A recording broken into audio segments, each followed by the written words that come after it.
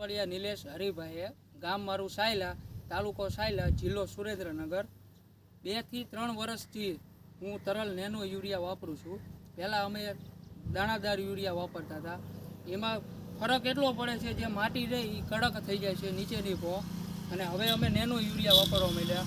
એક પંપમાં 70 ml માપ લેવાનું, આ અને સાગરિકા 2 મિક્સથી, જેથી કરી પુણે પ્રેસે આવી રીતે અને વિકાસમાં ગ્રોથ અને છોડને પૂરતું નાઇટ્રોજન મળી રહેશે. પહેલાં શું થતું, જ્યારે આપણે દાણાદાર નાખતા ત્યારે નીચે જે જમીનમાં બધું નાઇટ્રોજન એની રહેતું, એના હિસાબે ખડ કે આ તે બધી વસ્તુમાં વધારે નાઇટ્રોજન આવતું, એટલે લોકોને ખડ થવાની શક્યતા આ તે અને જમીન બગડવાની શક્યતા વધી જતી હતી.